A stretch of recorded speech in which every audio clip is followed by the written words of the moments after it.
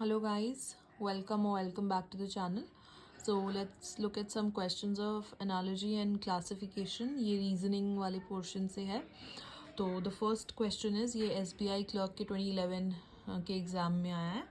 It is lead is to pencil. In the same way ink is related to. तो ink किससे related होती है? Pen से, क्योंकि जैसे lead pencils में lead होता है तो ink कहाँ पे होती है? पेन्स में. Okay, so the next question is, four of the following five are alike in a certain way and so form a group. Which is the one that does not belong to that group? Sorry. Then feathers, ठीक है, leaves, twigs, nest and hay. Now ये कह रहा है कि जो four हैं out of these five ये एक वे में एक ग्रुप बनाते हैं या एक ग्रुप का पार्ट है. तो उसी तरह से आप ये बताओ कौन सा इसमें जो है वो ग्रुप का पार्ट नहीं है. तो इसका आंसर है फेदर्स, क्योंकि फेदर्स जो होते हैं वो बर्ड्स के ऊपर लाइक पाए जाते हैं. ओके, लेकिन ये जो भी लीव्स हैं, ट्विग्स हैं, नेस्ट हैं, ये सारे जो हैं वो खाने से रिलेटेड हैं. ठीक है. The next one is arid is related to dire in the same way ripe is related to. तो एरिड जो है वो किससे कर रहा है? डायर से. उल्टा कर रहा है उसको, तो DIR ही बन गया. तो वैसे RIPE की का उल्टा क्या हो जाएगा? EPIR. तो जहाँ पे भी EPIR होगा तो दैट इज द A1, तो उसका आंसर है. Okay. Then the next one is, four of the following five are alike in a certain way and so form a group. Which of the following does not belong to any group? तो 19, 13, 17, 37 and then 27. तो यहाँ से आपको ये दिख रहा होगा कि बाकी सारे जो भी हैं वो प्राइम नंबर्स हैं एक्सेप्ट 27, क्योंकि 27 के और भी फैक्टर्स हैं लाइक 3 है, 9 है, 27 खुद है, 1 है. तो ये जो प्राइम नंबर्स होते हैं उनका अपने और 1 के अलावा कोई और भी फैक्टर नहीं होता है. Okay. So the next question is, 4 out of 5 are alike in the certain way. तो तुम्हें बताना है कि कौन सा जो है वो इस ग्रुप में बिलोंग नहीं करता है. ठीक है. वॉक, क्राई, प्ले, स्टडी और अलाइव. ओके. तो यहाँ से आपको दिख रहा होगा कि बाकी सारी जो है वो कुछ ना कुछ एक्टिविटीज़ हैं, but alive is not an activity. Like walk कर रहे हो, रो रहे हो, प्ले खेल रहे हो या स्टडी कर रहे हो, तो अलाइव जो है उन सब बाकी चारों से डिफरेंस रखता है. Okay. So the next question is, artificial is related to natural. ठीक है. In the same way private is related to, तो it is related to future, personal, public, close और कॉन्फिडेंशियल. तो प्राइवेट का उल्टा क्या हो गया? पब्लिक. ठीक है. तो ये उसका एंटोनिम है. Then the next question is, 4 out of the 5 are alike. ये वही वैसा ही जो पैटर्न चल रहा है.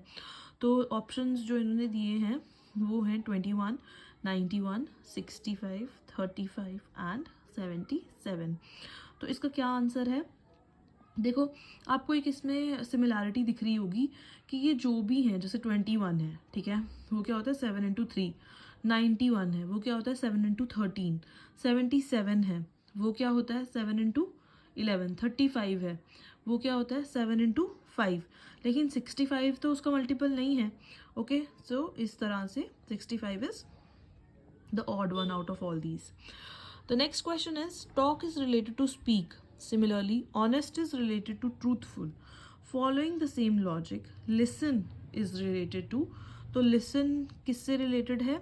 म्यूजिक से, ear से, hear से, ignore से या sound से. तो क्या होगा इसका आंसर? तो its answer would be, listen is related to hear. सुनते हो ना, जब कोई टॉक कर रहा है तो वो बोल रहा होता है, तो जब कोई लिसन कर रहा है तो वो सुन रहा होता है. ठीक है.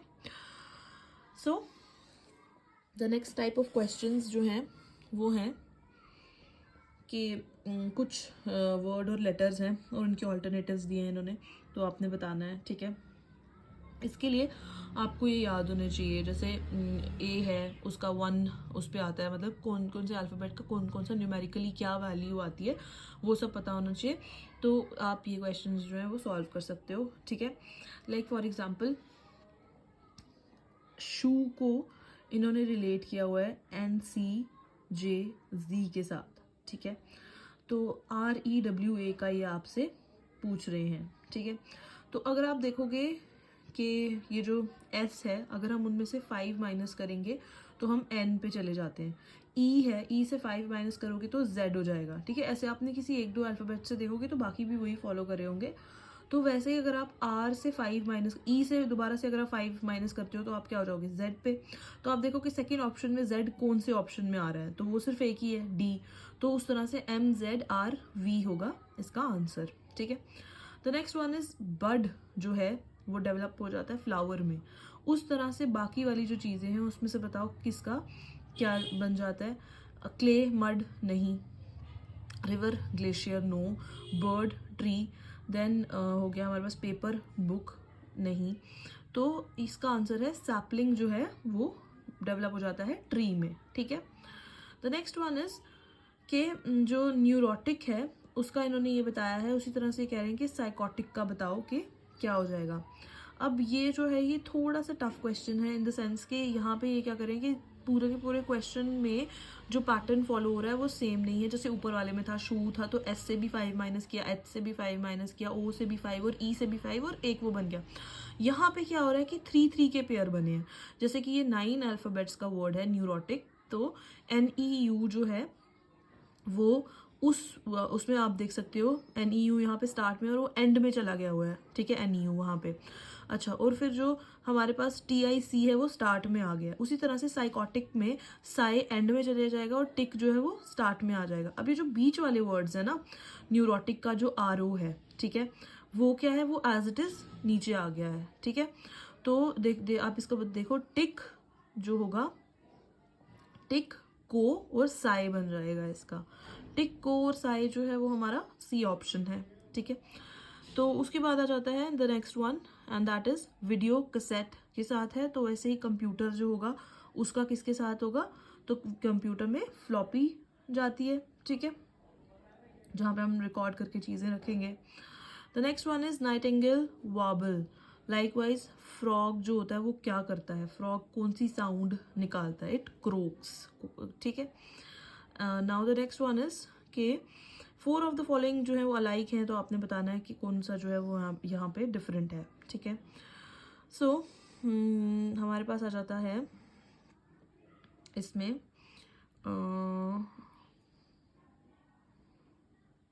ये आप लोग ट्राई करो, तो फिर इसका आंसर मैं नेक्स्ट वीडियो में बता दूंगी।